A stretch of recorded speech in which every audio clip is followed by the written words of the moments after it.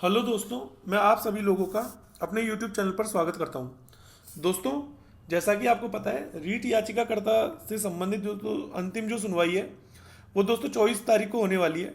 जहां तक 99% है दोस्तों, 24 तारीख को अंतिम सुनवाई आपकी होने वाली है। और मैं आपको एक चीज़ बताना चाहता हूँ कि हमारे जो केस में याचिकाकर्ता से संबंधित जो इतनी भी तथ्य हैं वो मैं पहले बता चुका हूँ।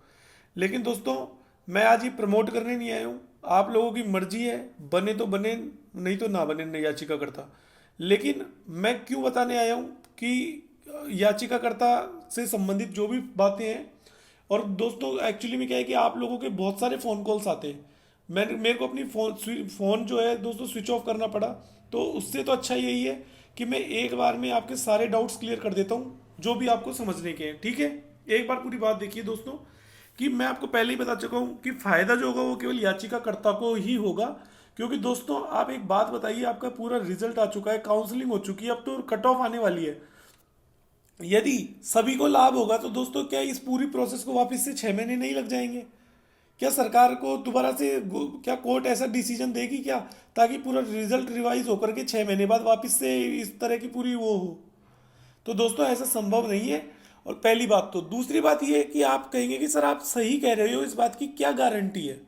तो दोस्तों, गारंटी ये है कि आप है ना, अपने जहाँ भी रहते हैं वहाँ किसी वकील के पास जाइए और वहाँ पर आराम से जाकर के बात कीजिए। वो आपको है ना जरूर इसके बारे में अवगत करा देंगे कि कोर्ट केस के अंदर याचिकाकर्ता को ही लाभ होता है या नहीं होता। दोस्तों, सबसे इसका सरल इलाज यही है। तो आपका पहला डाउट क्लियर हो गया कि मेरे अनुसार जो याचिकाकर्ता को ही लाभ होगा। दोस्तों, कितने प्रश्नों पर आपत्ति लगाई है? दोस्तों, हमने जो है 2 प्रश्न बढ़ा दिए हैं, सॉरी 1 प्रश्न बढ़ा दिया है। एक संस्कृत का प्रश्न है, संगणक वाला कोई क्वेश्चन था, जिसको लेकर, क्योंकि मेरी संस्कृत लैंग्वेज थी नहीं सेकंड, तो मुझे अभी पता चला है, अभी सर का फोन आया है मान सिंह जी का, कि भाई हमने जो है 1 प्रश्न बढ़ा दिया है। और 1 प्रश्न दोस्तों हिंदी इंग्लिश लैंग्वेज सेकंड का जो एक शायद कुछ था कि भाई कोई लैंग्वेज किस इंडिया वर्सेज, मतलब ब्रिटेन वर्सेज ब्रिटेन एंड किसी चीज का, मतलब उद्गम हुआ था किसी लैंग्वेज का, वो कहाँ हुआ था, ऐसा कोई प्रश्न है जिसको भी हम जोड़ने की मांग की जा रही है। तो हम उसको भी जोड़ने की बात कर रहे हैं और हम उसको भी जोड़ने वाले हैं। तो ये 2 प्रश्न एक्स्ट्रा हम जोड़ने वाले हैं। तो टोटल दोस्तों हमारी जो याचिका है उसमें 18 प्रश्न हो चुके हैं। अभी मैं आपको है ना पूरी एक बार प्रश्नों की जो लिस्ट है वो भी आपको बता दूंगा। साथ में ये जो हमारे 16 प्रश्न है, इनको मैं टेलीग्राम में मेरे चैनल में डाल दूंगा, आप आराम से देख सकते हैं। मुझे बताने की जरूरत नहीं है बार बार कि आपके कौन से प्रश्न है और कौन से नहीं है। यदि इनमें से आपके हैं तो आप याचिकाकर्ता बन सकते हैं, और नहीं है तो आप मत बनिए, कोई प्रॉब्लम नहीं है। दोस्तों, एक बात, मैं बिल्कुल ये नहीं कह रहा हूं कि 115 से 125 वाले बने ना बने नहीं बने, जो आपकी मर्जी है। लेकिन मैं बस इतना कहना चाहता हूं कि यदि आप बनते हैं तो फायदा ये होगा आप लोगों को कि मान लीजिए कि आपके यदि नंबर बढ़ते हैं, और आप मान लीजिए आपकी 125 कट ऑफ गई, आपके 127 नंबर आ रहे हैं, लेकिन आपके यदि 2 से 3 नंबर बढ़ते हैं तो दोस्तों आपको लोकेशन अच्छी मिल जाएगी। हो सकता है आपको आपके होम डिस्ट्रिक्ट लोकेशन मिल जाए। मैंने जो याचिका लगाई ना, मुझे पता है मैं हमारा सिलेक्शन हो जाएगा। ईडब्ल्यूएस की कट ऑफ दोस्तों 125 से ज़्यादा नहीं जाने वाली। हमें पता है हमारे नंबर कितने हैं, हमें दोस्तों जो भी नंबर है हमारे, लेकिन हमें पता है हमारे कितने नंबर है। लेकिन हम लोगों ने जो याचिका लगाई है ना, वो इसलिए लगाई है ताकि हमें लोकेशन अच्छी मिले। ठीक है, तो ये वाली चीज़ है। तो आपको लिए ये वाली बात है। अब दोस्तों, दस्तावेज का मैं एक बार आपको बता देता हूँ प्रोसेस। दोस्तों, हमें जो आपका रीट का फॉर्म है ना, उसके अंदर, सॉरी आपका जो दस्तावेज का फॉर्म है, मैं आपको एक बार दिखाई देता हूँ, देखिए एक बार रुकिए। दोस्तों, पहले आप क्वेश्चंस देख लीजिए जो हमने याचिका में लगाए हैं मैथ्स के। बार बार पूछने की जरूरत नहीं है, ठीक है। एक तो 20 × 5 × 50 मीटर वाली दीवार वाला क्वेश्चन है, ईंटों की संख्या, जिसका 11,750 आंसर आ रहा था दोस्तों। पहले हम बता देते, मैं तीनों का बता देता हूँ कि हमने जो इसका प्रूफ रखा है ना, वो क्या लगाया है हमने। एक 22 सेंटीमीटर, और ये जो 3 क्वेश्चन है ना, इन तीनों का जो प्रूफ है वो मैं लिख करके ही बता देता हूँ। हमने लिखा है आउट ऑफ सिलेबस, इनका जो लॉजिक दिया है ना वो लिखा है आउट ऑफ सिलेबस, इससे ज़्यादा कुछ भी नहीं है। इसके बाद आइए, पर्यावरण, जैव विविधता शब्द और भारत में रेडियो प्रसारण। दोस्तों, जैव विविधता और ये दोनों क्वेश्चन भी हमने बोनस करवाए। बोनस इसलिए करवाएं क्योंकि आपको पता होगा कि जैव विविधता का जो आंसर विल्सन था वो ऑप्शन में नहीं था। तो और पर्यावरण में जो जैव विविधता, सॉरी रेडियो वाला क्वेश्चन था 1927 इसका आंसर था। तो उसके अंदर असली आंसर 1923 है, तो वो भी ऑप्शन में नहीं था। तो दोस्तों ये दोनों क्वेश्चन भी बोनस हैं आपके। तो आप 3 और 2 5 क्वेश्चन आपके हो चुके हैं। आगे चलिए, आगे देखिए दोस्तों, पारितोषिक और दंड के माध्यम से सीखना किसका संबंधित है। तो इसका दोस्तों हमने जो आंसर माना है वो सीखना अधिगम, सीखने से संबंधित है, ठीक है। ये आपका ए ऑप्शन होगा। और वहां पर जो आपका क्रिया प्रसूत दे रखा है, तो दोस्तों जिनका पहले से बी करके हैं उनका गलत नहीं होगा, उनका कोई चेंजेस नहीं होगा। और जिनका यदि बोर्ड मान लेता है और कोर्ट मान लेता है, तो उसमें एक एक्स्ट्रा ऑप्शन ए ऐड हो जाएगा। तो जिनके नंबर जितने हैं पहले से उनके उतने ही रहेंगे, जिनका पहले से सही है उनका सही रहेगा, और जिनका गलत हुआ है उनका एक नंबर ऐड हो जाएगा, ठीक है। अब दोस्तों एक चीज का ध्यान रखना, ए और बी के अलावा यदि किसी ने सी और डी ऑप्शन कर दिया, चाहे वो याचिकाकर्ता बनाए, तो ध्यान रखना उसका नंबर नहीं बढ़ेगा, ठीक है। आगे देखिए, विश्वसनीयता की अवधारणा में दोस्तों हमने गणना की समरूपता पे लगाया है, ठीक है। इसमें कौन सा प्रक्षेपीय परीक्षण का उदाहरण नहीं है। तो दोस्तों कौन सा प्रक्षेपीय परीक्षण का उदाहरण नहीं है, एक सेकंड रुकिए। तो देखिए दोस्तों, कौन सा प्रक्षेपीय परीक्षण का उदाहरण नहीं है, उसका जो आंसर दोस्तों आपको दिया था वो था MMPI, ठीक है। और जो बोर्ड ने दिया था, तो दोस्तों इसमें शायद मुझे एक्चुअली में ध्यान नहीं आ रहा, इसमें शायद हमने जो माना है वो ड्रॉयमैन इन्होंने माना है हमारे शायद इसके अंदर, ठीक है ना। मैं इसको और कंफर्म कर लूंगा एक प्रक्षेपीय वाले को, इसका मेरे को ध्यान नहीं आ रहा। RTE अधिनियम 2009 के अनुसार दोस्तों इसका बोर्ड ने 30:1 दिया था। हम लोगों ने जो इसमें ऑब्जेक्शन लगाया वो 40:1 को लगाया है। जिसने इन दो में किया होगा उसको सही, मतलब जिसका 30:1 है उसका तो सही है, लेकिन जैसे 40:1 किया है उसका सही होने के पूरे पूरे चांसेस है। बाकी आप लोगों क्या कहते हैं, यदि किसी ने कुछ और ऑप्शन किया है तो उसका नहीं बढ़ेगा। मध्यावधि के अंदर दोस्तों रचनात्मक हमने माना है, योगात्मक दे रखा था।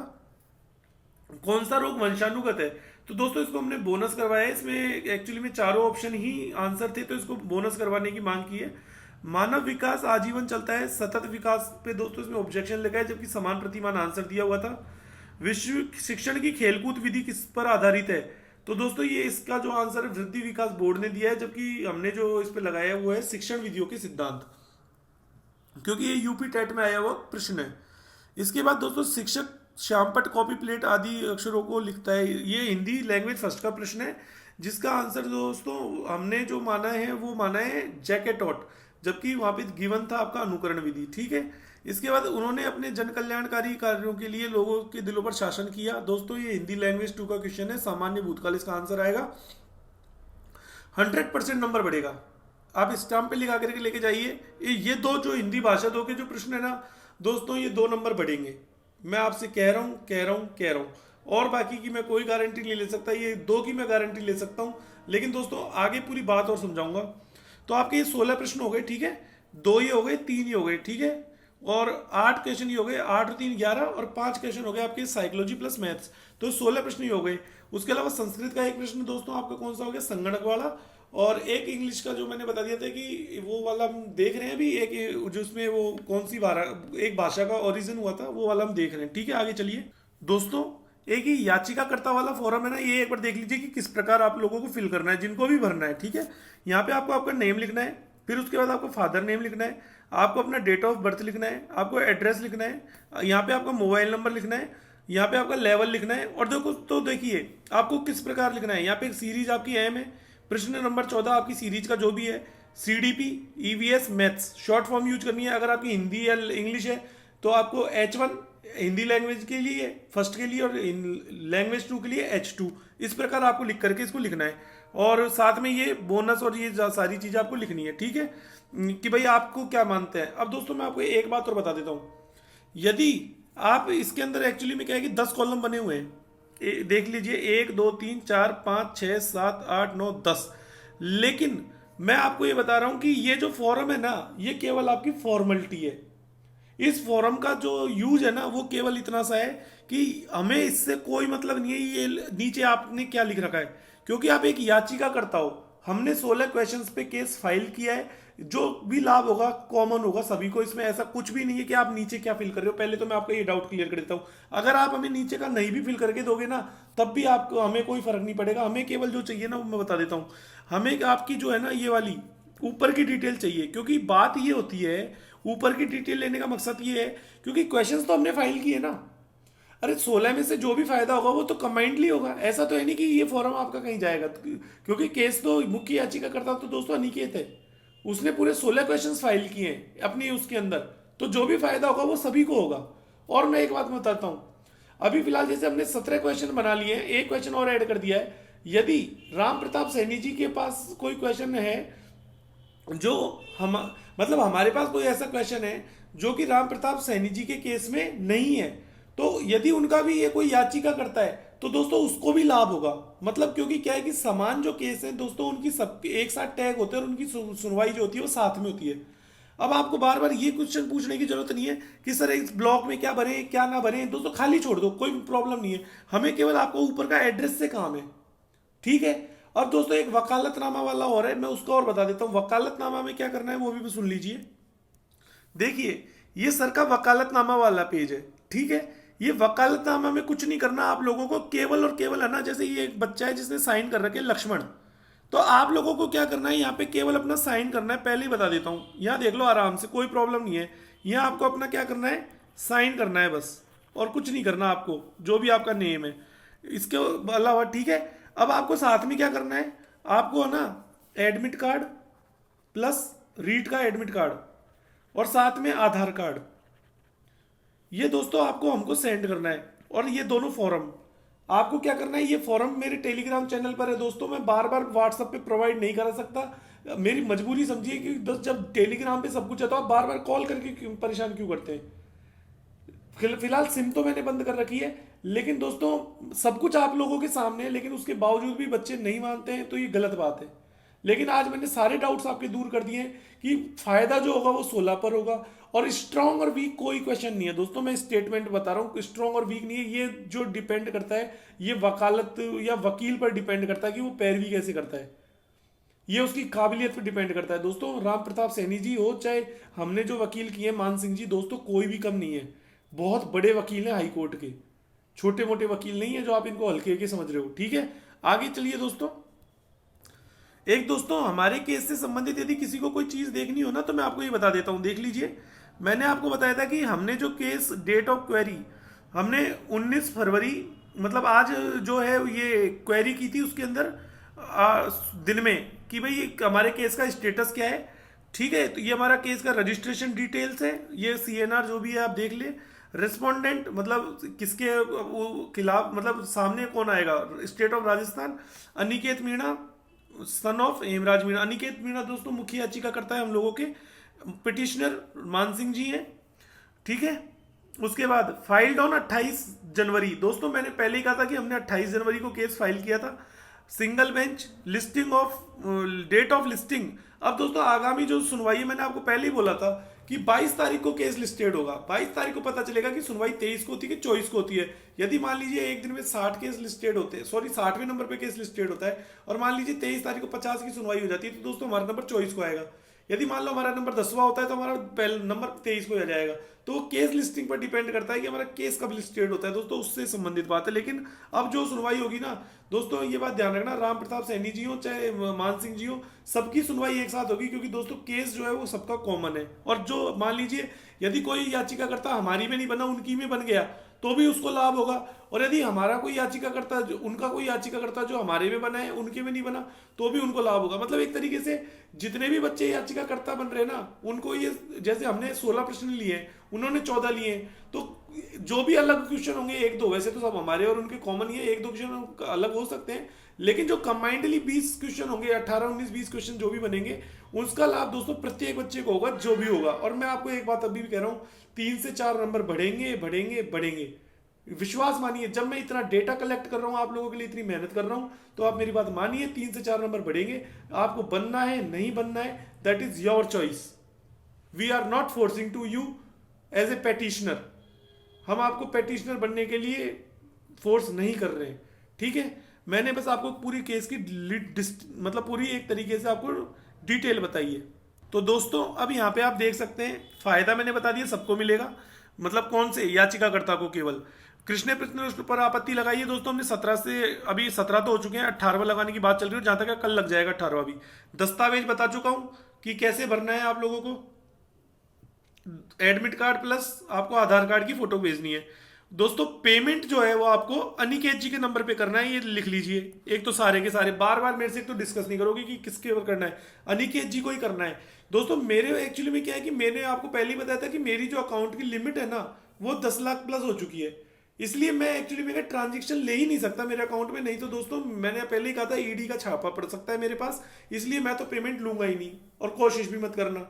हाँ, यदि आप लोगों को मुझसे डिस्कशन की जरूरत है, मुझसे कुछ पूछना है, तो दोस्तों मैं वापस से अपना आज है ना एक बार नंबर दे रहा हूँ ताकि आप लोगों को कोई प्रॉब्लम ना हो। दूसरी बात, यदि दोस्तों आपको मेरे को कॉल करना है ना तो मैं आपको टाइमिंग भी बताऊंगा, उसके बीच में ही आप कॉल करें। उसके अलावा दोस्तों मेरा व्हाट्सएप ऑन रहता है, आप व्हाट्सएप मैसेज कर सकते हैं ताकि जैसे ही मैं फ्री होऊंगा तो आपको रिप्लाई कर दूंगा।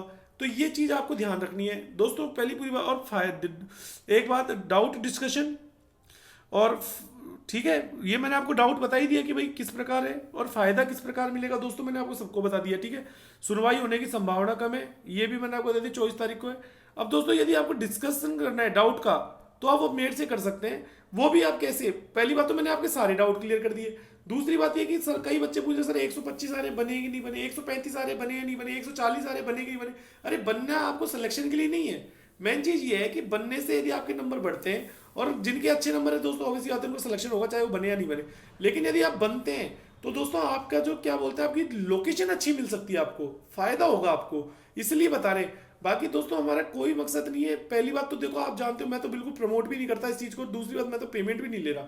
मैं तो पहले ही आपको बता चुका हूँ कि भाई अपने तो ट्रांजेक्शन पूरा हो चुका है, तो जो भी करना है अनिकेत जी के नंबर पे कर देना। और एक बात दोस्तों, आप लोगों को कुछ कॉल नहीं करना है बार बार, टेलीग्राम चैनल ज्वाइन कर लो, वहां पे सब कुछ पड़ा है, फॉर्म पड़ा है, एडमिट कार्ड और आधार कार्ड प्लस 2000 रुपए का जो ट्रांजेक्शन है दोस्तों, आप यूं का यूं स्क्रीनशॉट वो सारा डॉक्यूमेंट है ना अनिकेत जी को भेज दो, और मुझे आपका केवल नाम भेज दो और आपका स्क्रीनशॉट भेज दो पेमेंट का कि हाँ भाई मेरा ये नाम है। ताकि यदि कोई बच्चा रह भी जाए तो मैं उसका, हम क्या है, रात को 8 बजे बैठते हैं दोनों, पूरे दिन भर का जो भी जिसके पास आता है वो डेटा कलेक्ट कर लेता है। और वैसे तो पूरा सब कुछ अनिकेत के पास रहता है, लेकिन जैसे कोई कोई बच्चे का नाम रह जाता है तो दोस्तों हम रात को बैठ करके दोनों क्रॉस चेक करते हैं कि हाँ भाई कोई बच्चा रह तो नहीं गया। और दोस्तों आप देख लेना कमेंट बॉक्स के अंदर सभी बच्चे यही कहते हैं कि सर हमारा नाम आ गया, हमारा नाम आ गया, ठीक है।